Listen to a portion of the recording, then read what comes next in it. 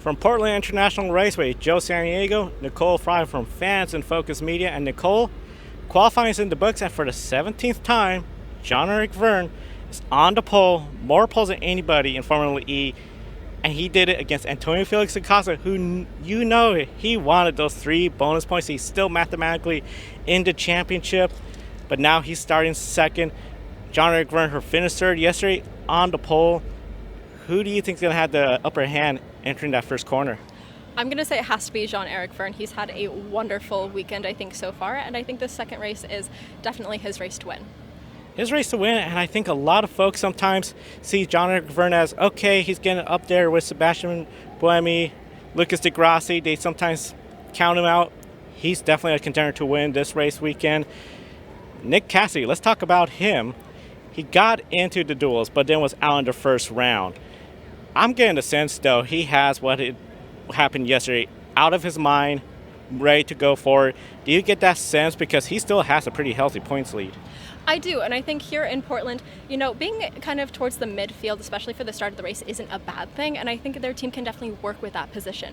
I think they can work their way up through the field, and especially if we have a safety car, then that's going to work perfectly and play right into their hands.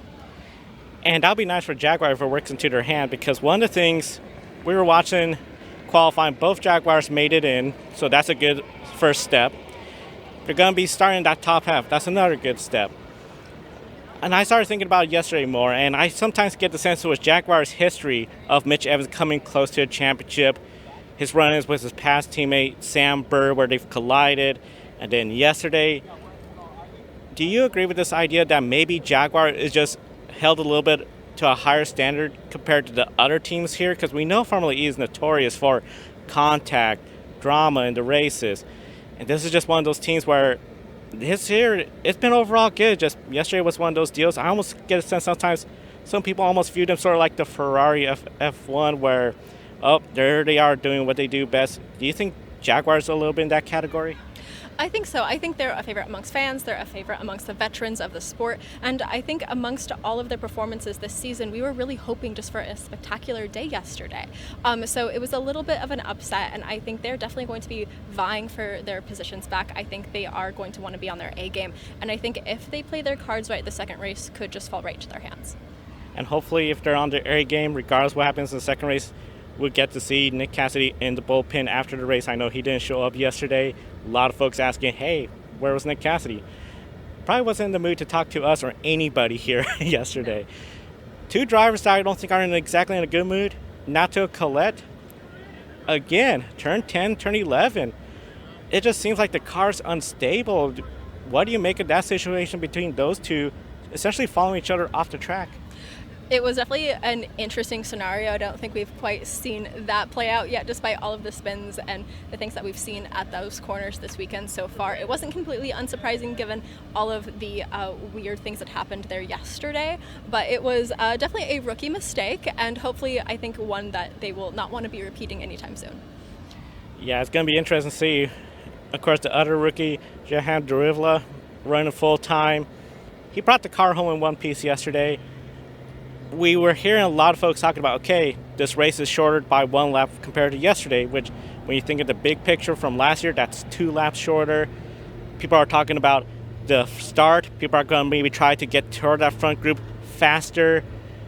Do you anticipate we're going to see a little bit more action during this first opening laps, or do you think people are going to try to maybe wait out in case we see some mayhem in the Shelton Chicane or now turn 10 and 11?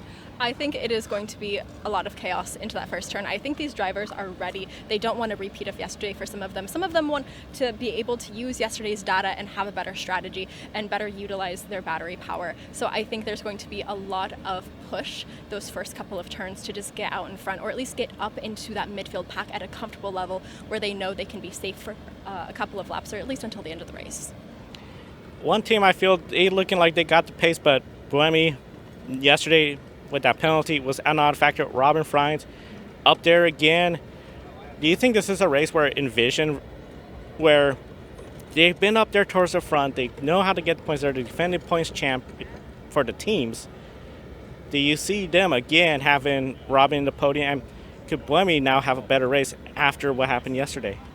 I think it's really going to depend on whether or not we have a safety car this race. I think that's a real possibility. The weather's been in question. That turn 10, turn 11 has been into question. And it seems like practice session, qualifying, or race so far, we've seen a little bit of hesitation from one of the teams that has caused maybe a little bit of a spin or an incident or at least a flag of some sort. And so it's going to be very interesting to see how they handle their strategy and their battery power, and to see if, quite frankly, everyone is on their A game. They have to be at this track, and if they're not, then I think we're going to be in for a very interesting race yet again. And it's going to be interesting because you bring up the weather. The sun has come out again. It was raining last night after everyone left the track. Mm-hmm. Then we had overcast skies. Folks were saying, oh, it's going to rain. Well, here we are. It's getting warmer, but we see clouds that look like could bring raindrops in there. Overall, when it comes to three keys in this race, what are you going to be watching for from the moment they start the race, halfway, and then towards the end? So overall, I think I'm definitely going to be seeing how the rain and the wind and whether or not any of the cloud cover comes in. I think temperature and tires is going to be a very potentially big issue if there is a big shift suddenly. But for the big three sectors of the track, I think it's really going to depend on where the weather is coming from and whether we see any change. You bring up a good point about the tires. I noticed when I was over in the Shelton chicane taking photos, some drivers like Nick Cassidy, you barely hearing the tires squealing. Other drivers, they're squealing, they're on it more. I'm really curious as the race progresses if this continues to get hotter and hotter and those tires get warmer and warmer.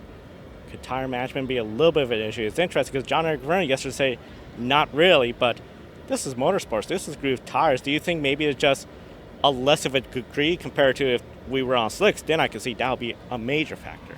Definitely. I think, if the weather's consistent is obviously less of an issue, but it could also be, something that they really need to think about if there is going to be some bad weather on the horizon. Tire temp is always a factor in motorsports, and I think while it's maybe not as much of an issue in the sport compared to other series around the world, it is definitely something they're going to want to keep a close eye on.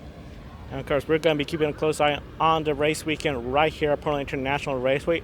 We want to give a big shout out to Rob, one of our subscribers that watches our channel, for stopping us, saying hello. Definitely, if you see us and you subscribe to us, say hi to us to the track. We might have Grid Network stickers. So definitely, thank you everyone for supporting us through Patreon. Buy me a coffee. You can still buy us a cup of coffee. Well, maybe more an iced tea will sound better now compared to this morning, but definitely the support for the entire team means a lot to be out here. So be sure to subscribe, hit the bell icon. We'll be back after the race to recap it all. And don't forget, Grid Life wrap-up. Ben, Kobe, and some of the others will be recapping F1. Thrilling finish.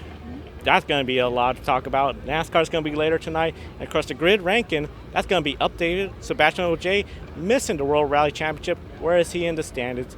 For Nicole, I'm Joe. Thank you for watching. We'll see you after the races, and enjoy the races.